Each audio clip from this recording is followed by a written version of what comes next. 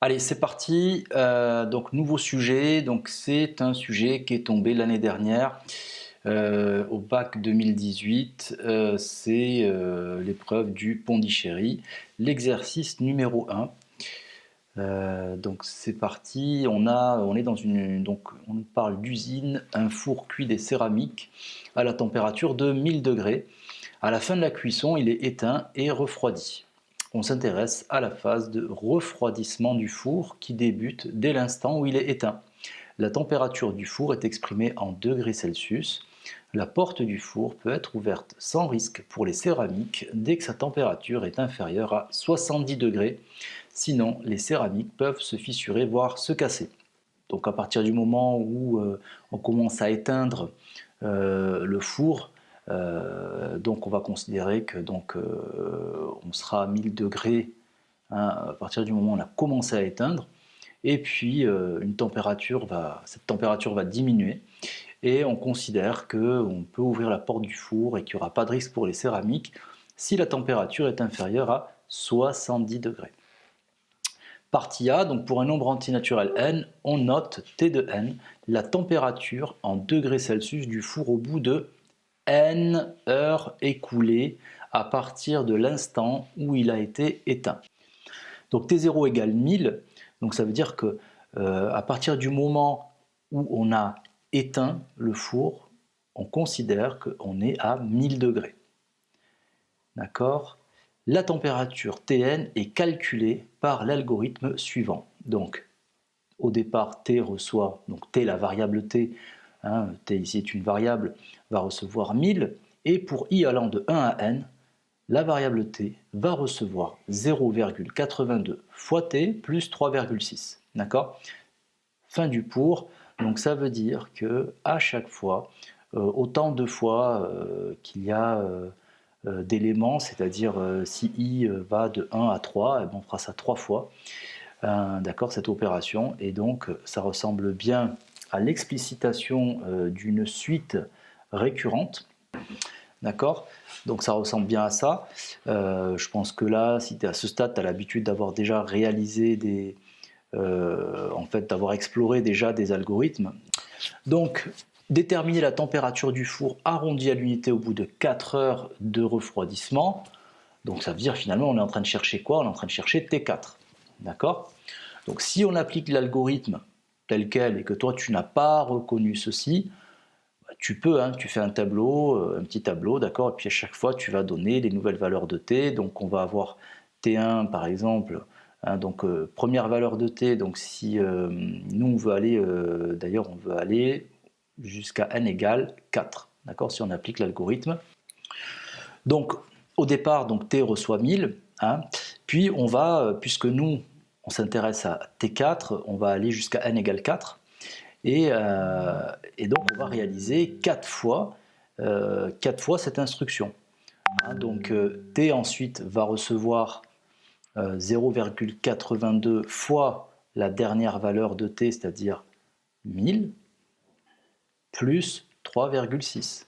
On va obtenir 823,6, puis on recommence l'opération. Donc là c'est lorsque i égale 1, là c'est lorsque i égale 2. Donc T va recevoir 0,82 fois 823,6 plus 3,6. Voilà comment, d'accord, on peut calculer, même si on n'a pas vu que c'était l'explicitation d'une suite récurrente. Donc après, pour ceux qui avaient vu ça, donc on peut très bien expliquer, d'accord, que ça revient à ceci. Et dans ce cas-là, on peut utiliser la calculatrice pour calculer. Donc si j'utilise la calculatrice, alors la calculatrice ici, je vais me placer en mode suite, donc je vais éliminer tout ce que j'ai là. Voilà.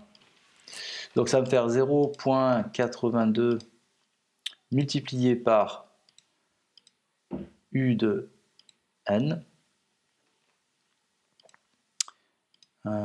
plus 3,6. Voilà. Pour le U0 ici, hop, je descends le U0, le U0, le U0. Alors ici, ça va être remplacé, donc on va écrire 1000. Voilà. On va aller définir notre table. Donc notre table démarre à 0. Un delta qui vaut 1, d'accord, parce que ça va nous mettre les éléments de 1 en 1. Et on va aller chercher notre table. Voilà. Et qu'est-ce qu'on obtient? On regarde ici, pour la ligne 4, hop, voilà ce qui nous intéresse. Le résultat est le suivant, donc environ 463. D'accord? Donc on peut très bien aussi dire T4 est environ égal à 463 degrés. On pourra aussi écrire toutes les étapes, hein, c'est-à-dire les autres T1, T2, T3, T4. En fait, la calculatrice permet aussi de vérifier d'accord, les calculs que vous faites. Voilà. Donc la température, au bout de 4 heures de refroidissement, selon ce modèle-là, d'accord, parce que là, il faut bien comprendre quelque chose aussi, c'est que ici, c'est un modèle qui nous est proposé. D'accord? Là, ce qui nous est proposé, bah, c'est que voilà, on considère que à chaque heure qui passe, d'accord, la température va perdre 18%, d'accord, et on lui rajoute 3,6 degrés. Voilà le modèle choisi, d'accord. C'est un modèle parmi d'autres, mais ça ne reste qu'un modèle, d'accord. Ça ne relate pas forcément la réalité, ça il faut bien le comprendre, hein, mais voilà, c'est un modèle qui a été choisi pour qu'on puisse travailler, faire des estimations. O2, démontrer que quel que soit l'antinaturel n, on a Tn égale 980 fois 0,82 puissance n plus 20.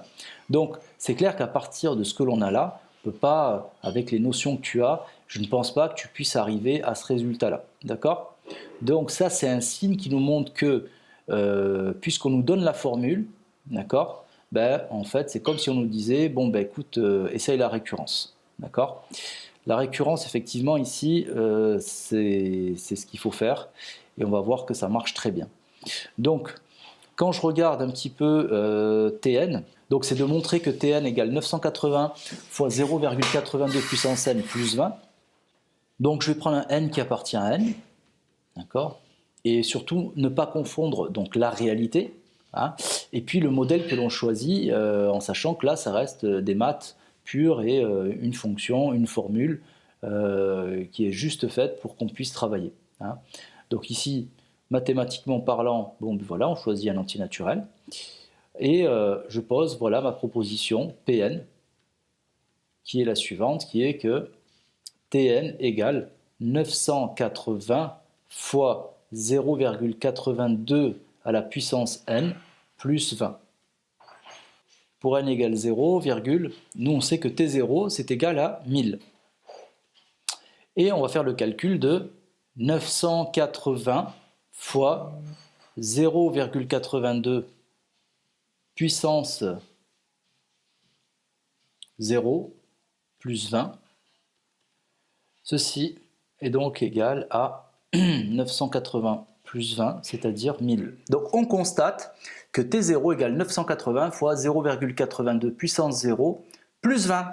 D'accord? Donc P0 est vrai. Donc supposons que Pn vrai pour un certain n appartenant à n et montrons que dans ce cas, Pn plus 1 est vrai. Alors, qu'est-ce qui se passe si Pn est vrai? Donc si Pn vrai, pour un certain n, bien sûr appartenant à n, Tn va être égal à 980 fois 0,82 puissance n plus 20. Alors, à quoi je veux arriver, moi? D'accord? Le but, d'accord, est de montrer que quoi? Donc, le but est de montrer que Tn plus 1 égale 980 fois 0,82 puissance n plus 1 plus 20. D'accord? Il faut savoir à quoi on veut arriver. Tn plus 1, c'est quoi?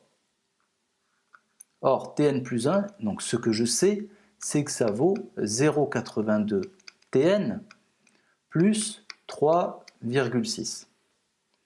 Donc, en utilisant ce que l'on appelle l'hypothèse de récurrence, puisque ça c'est mon hypothèse de récurrence, eh bien, qu'est-ce qu'on va obtenir? Donc, Tn plus 1 égale 0,82 multiplié donc par ce que j'ai supposé de Tn, donc 980 fois 0,82 à la puissance n plus 20. Et tout ça, sans oublier, d'accord, plus 3,6.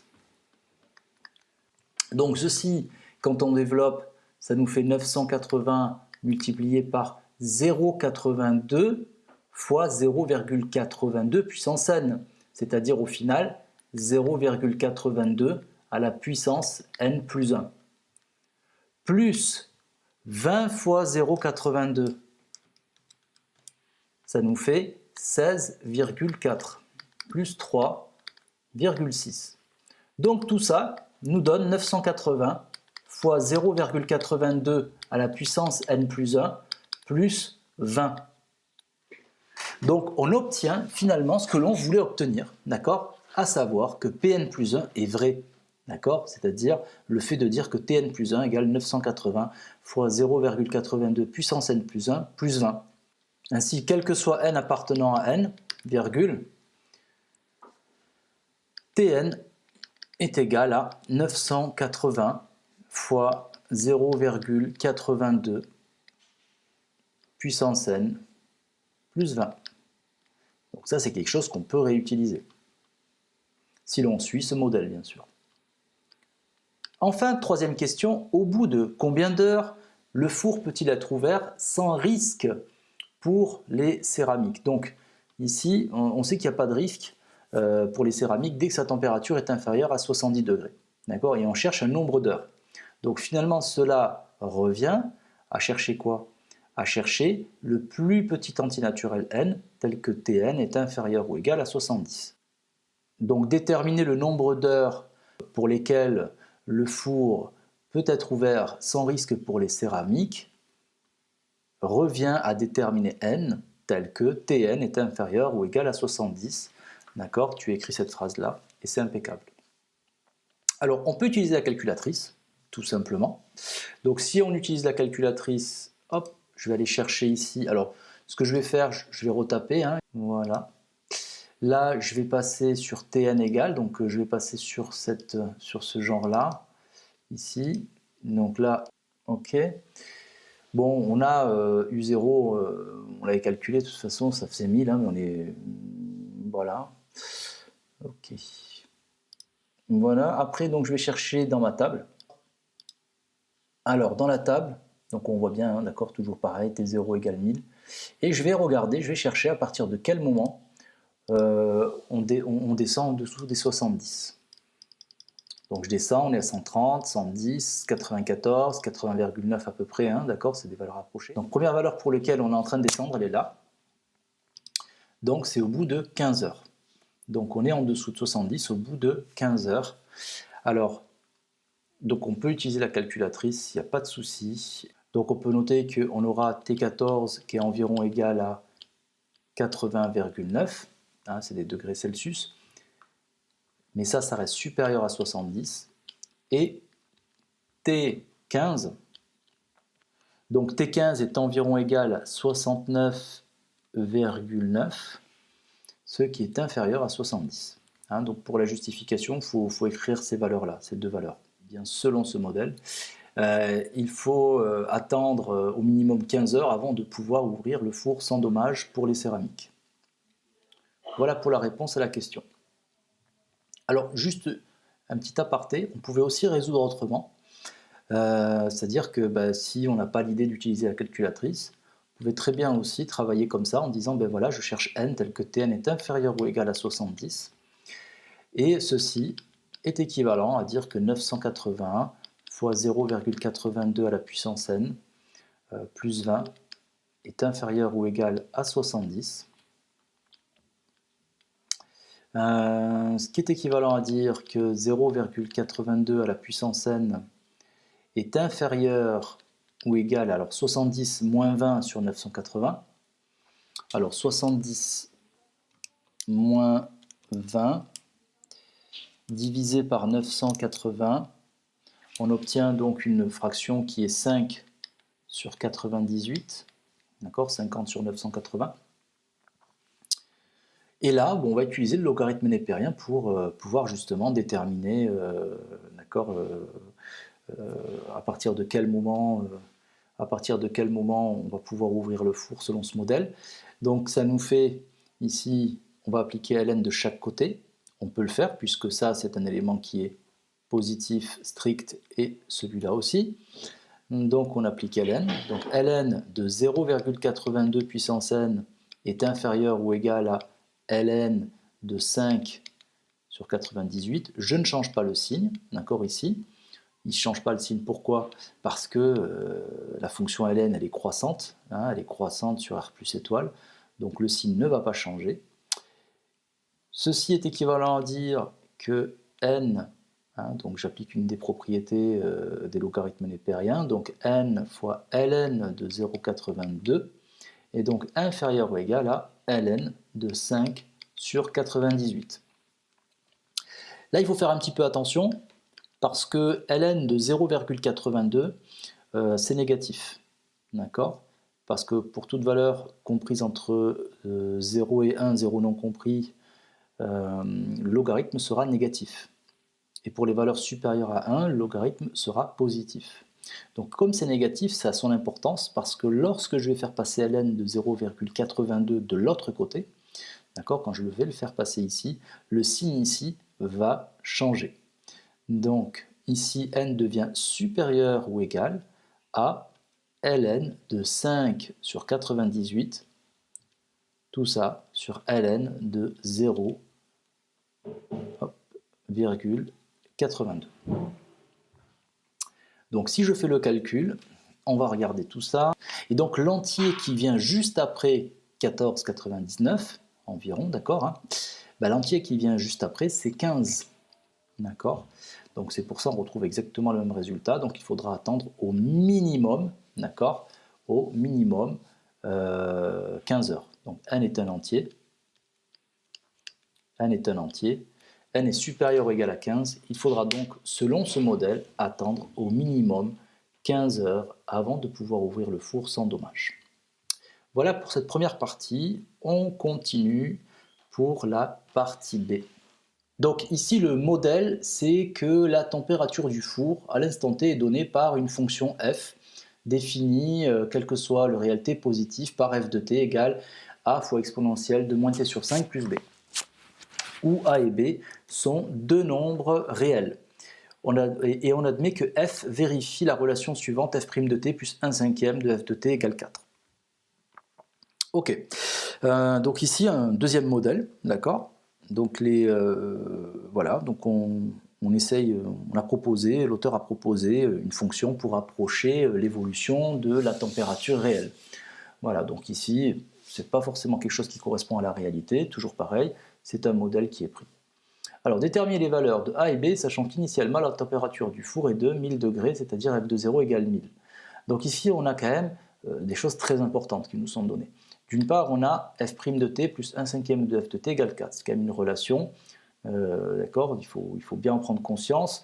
Ici, on a aussi f de 0 égale 1000. Donc ça va être très important pour la question maintenant, puisque comment est-ce qu'on va faire pour trouver A et B? Ce sont deux inconnus. Ben, on va essayer tout simplement d'avoir deux équations pour pouvoir déterminer ces deux inconnus.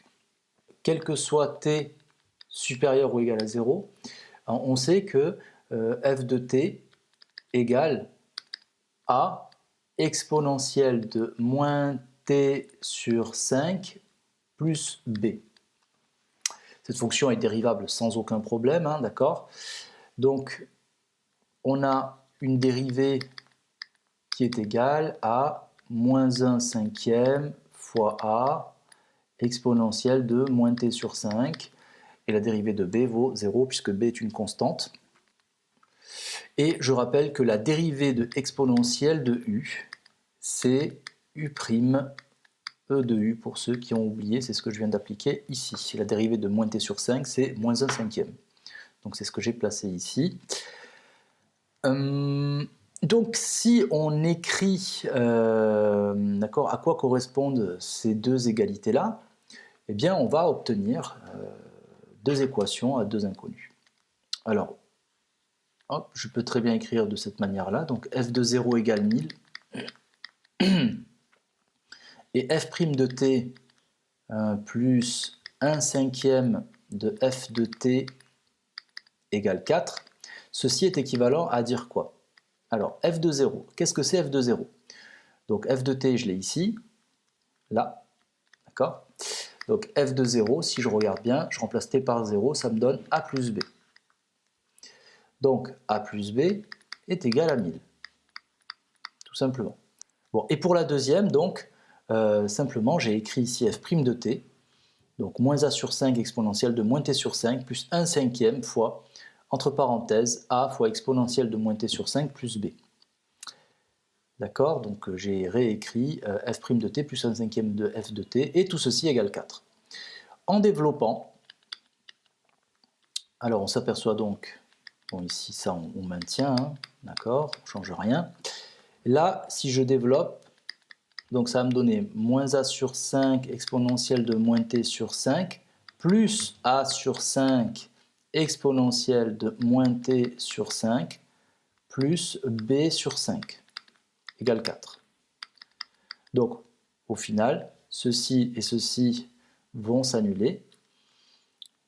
Donc, ça me donne que a plus b égale 1000 et b sur 5 égale 4. On va déduire tout ça rapidement. Donc, b est égal à 4 fois 5, c'est-à-dire 20, et a est égal à 1000 moins b, c'est-à-dire 1000 moins 20, c'est-à-dire 980. Voilà pour les valeurs de a et b.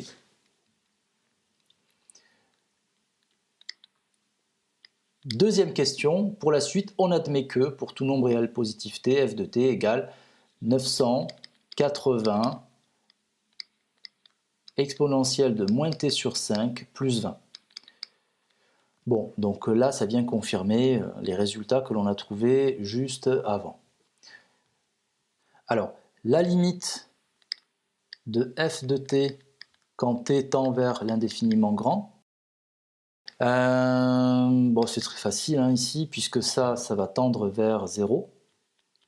Donc, il va nous rester 20. Étudier les variations de f. Alors, pas de souci. Pour les variations de f, on va chercher f' de t. F' de t, on l'a déjà... Voilà, je vais réutiliser ça directement en remplaçant a par 980. Si je remplace a par 980, 980 divisé par 5, ça me donne 196.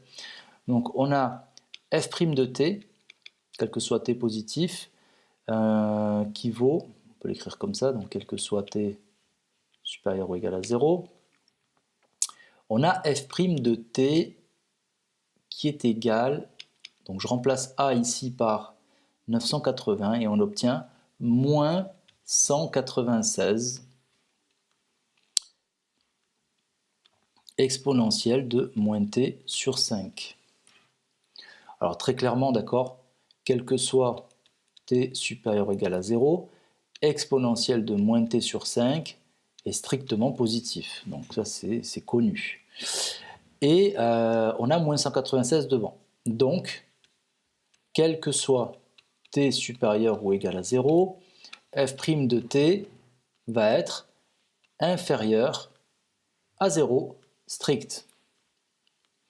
Donc, f est strictement décroissante sur R plus. Donc le tableau de variation pour cette fonction, d'accord, c'est que voilà, on écrit bien que f est strictement décroissante. F de 0 c'est 1000, sa limite c'est 20.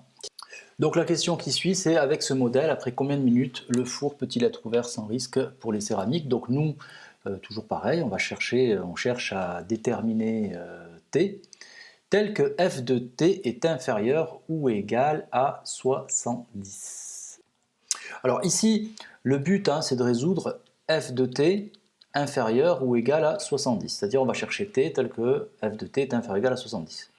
Alors, c'est parti, je peux tenter ça. Ça me fait 980, e moins t sur 5, plus 20, inférieur ou égal à 70.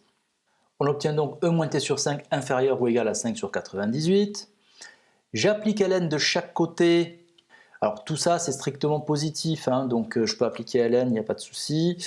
Le signe ici ne va pas changer puisque la fonction ln est strictement croissante sur r plus étoile. Donc ln de E moins T sur 5 est inférieur ou égal à ln de 5 sur 98. Et ceci est équivalent à dire que moins T sur 5 est inférieur ou égal à ln de 5 sur 98.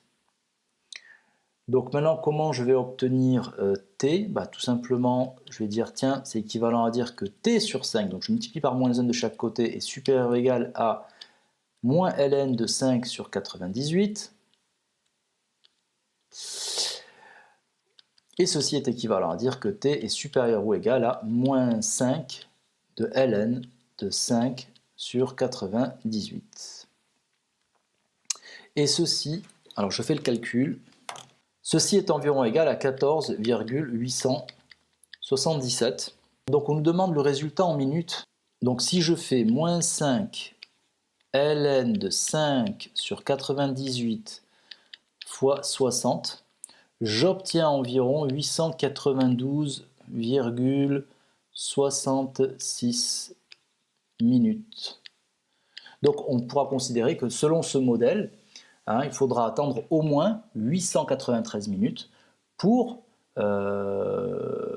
ouvrir le four sans avoir de risque pour les céramiques. Voilà pour cette question. Alors troisième question, donc la température moyenne ici est donnée par cette expression, d'accord. On demande à l'aide de la représentation graphique de f de donner une estimation de la température moyenne θ du four sur les 15 premières heures de refroidissement. Donc ce qu'on va faire en fait tout simplement ici, nous T1, du coup T1, puisque c'est sur les 15 premières heures, donc T1 on va parler de T1, on va mettre 0 à la place, et à la place de T2 on va mettre 15, d'accord, puisqu'on cherche sur les 15 premières heures de refroidissement. Donc la démarche, elle est très simple, hein. Donc sur 0,15 on va chercher une estimation de l'air entre la courbe CF et l'axe des abscisses, d'accord. Et on va essayer d'approcher cet air-là par...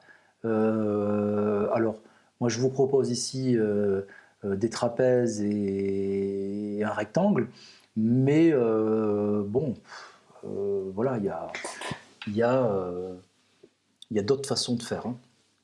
Donc ici, voilà. Donc on va estimer l'air qui est en vert, l'air qui est en rouge, l'air qui est en jaune et l'air qui est en bleu, d'accord. Puis ça va nous donner une approximation de l'air situé sous la courbe. Donc on y va, on regarde ici. Alors bien sûr ici, toujours pareil, l'air est donné en unité d'air, hein. Donc l'air en vert ici, donc c'est un trapèze, donc petite base plus grande base fois la hauteur divisé par 2. Donc la grande base, on va considérer qu'elle mesure 1000.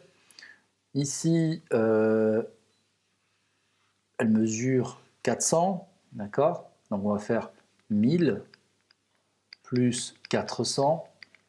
On va multiplier par la hauteur, là, qui mesure 4, et on va diviser par 2, on obtient 2800. Ok, on obtient 2800. Ici, si on fait la même chose, on obtient, on fait la même chose, donc 400 plus 200, ça fait 600. 600, on multiplie par 4, ça fait 2400, et on divise par 2, ça nous fait donc 1200. Donc ici, on est à 1200. Pour le jaune, là on va être à 100 pour la petite base, la grande base 200, donc 100 plus 200, 300. 300 multiplié par la hauteur, donc 4, ça fait 1200, on divise par 2, on va être à 600. Et enfin ici le rectangle, on va être à 100 multiplié par 3, donc 300. Voilà. Donc si on fait la somme 2800 plus 1200 plus 600 plus 300, on obtient donc 4900. Donc si on regarde, sinon on cherche on a dit on cherchait la température moyenne. Ici, avec cette approximation, on va être à 4900 sur 15, ce qui nous fait environ 327 degrés. Hein, on est à peu près à 327 degrés. Donc ça, c'est une approximation. Maintenant, on va passer à la question B, où là, on va calculer carrément, d'accord? Donc, l'intégrale de 0 à 15 de ma fonction f de t dt d'abord, donc je vais d'abord calculer ça. Ça nous donne intégrale de 0 à 15 de 980 e moins t sur 5 plus 20 dt. On n'oublie pas le dt, hein, ça veut dire qu'on intègre par rapport à la variable t. Donc tout ça, ça nous fait... donc on cherche la primitive de 980 exponentielle de moins t sur 5 plus 20. Alors, bien sûr, ça va être égal à 980 multiplié. Alors, primitive de e moins t sur 5, ça va nous faire moins 5 exponentielle de moins t sur 5. D'accord? Parce que si je dérive moins 5 e moins t sur 5, je vais retomber sur moins 5 fois moins 1 cinquième fois e moins t sur 5, et on tombera donc sur e moins t sur 5. Plus 20 t, d'accord? On intègre par rapport à t. Hein. Et tout ça entre 0 et 15. Donc, ça nous donne moins 4900 e moins t sur 5 plus 20 t entre 0 et 15. Ceci vaut donc moins 4900 e moins 15 sur 5. Donc je remplace t par 15 d'abord. Donc t par 15, moins 15 sur 5, moins 3. Plus 20 fois 15, c'est-à-dire 300. Auquel j'enlève. Donc je remplace maintenant t par 0. On obtient donc moins 4900. Et c'est tout. Ok. Et donc là, θ, maintenant, comme θ a été défini par 1/15e intégrale de 0 à 15 de f de t dt, donc ce qu'on appelle la température moyenne, du coup, on va écrire que ça fait le résultat qu'on a trouvé juste avant sur 15. La valeur approchée vaut 300, à peu près 330,4 après calcul. Voilà pour la température moyenne. Alors, question qui suit. Dans cette question, on s'intéresse à l'abaissement de température en degrés Celsius du four au cours d'une heure, soit entre deux instants t et t plus 1.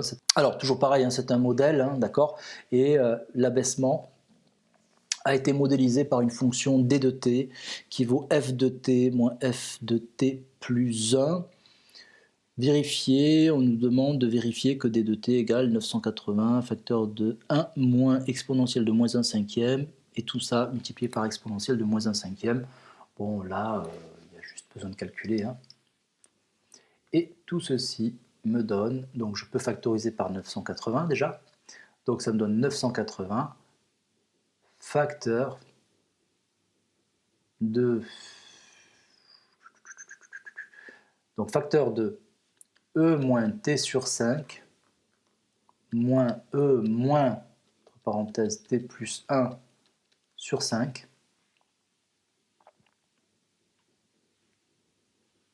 Et les 20 vont s'éliminer. D'accord? Puisque quand j'enlève la parenthèse, ça va me faire moins 980 exponentielle de moins t plus 1 sur 5, moins 20. Et ça va s'éliminer ici avec le 20 qu'elle a. Donc, est-ce qu'on peut simplifier? Donc ça me fait 980 E moins T sur 5 moins. Alors ça c'est quoi aussi? C'est aussi E moins T sur 5 moins 1 sur 5. D'accord? Donc j'ai fait passer le moins dans la parenthèse, c'est tout. Et je n'oublie pas de fermer la parenthèse. Donc ici, qu'est-ce que j'ai fait? Simplement, j'ai fait passer le moins dans la parenthèse. Après, nous, on sait que EA plus B, par exemple, c'est égal à EA fois EB. Donc ce qui me donne 980 facteur de E moins T sur 5 moins E moins T sur 5 fois E moins 1 sur 5. On obtient donc 980 E moins T sur 5 que je vais mettre en facteur. Facteur de quoi? De 1, de 1, là je l'ai là, ici, moins 1, E moins 1 sur 5. Ceux qui ont encore du mal à factoriser, n'oubliez pas que ça c'est comme si j'avais 1 fois tout ça. D'accord? Donc le 1 que j'ai là va se retrouver ici, et le E moins 1 cinquième va se retrouver ici. D'accord? Donc ça, il faut essayer de régler la chose si vous avez du mal à mettre en facteur. Hein. Voilà, donc là, après, on est tombé sur le résultat demandé. Finalement, selon ce modèle, d'après ce modèle, hein, qui ne représente pas la réalité, ce modèle, en tout cas, a une tendance à se stabiliser de plus en plus. D'accord?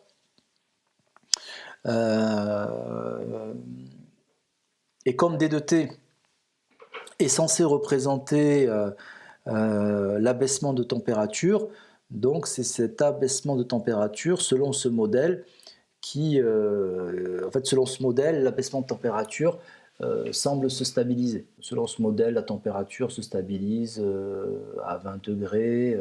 Bon, maintenant, ça reste qu'un modèle, ça ne représente pas la réalité et tout dépend bien sûr des conditions, d'accord, les conditions de.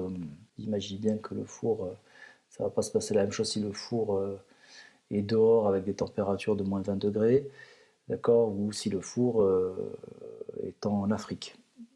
Voilà. Donc fin de l'exercice. Donc un exercice où il faut bien prévoir, je pense, 45-50 minutes au bac pour pouvoir travailler dessus. Si vous avez des questions, n'oubliez pas de poser vos questions en commentaire. N'oubliez pas de vous abonner. Et je vous dis à très bientôt.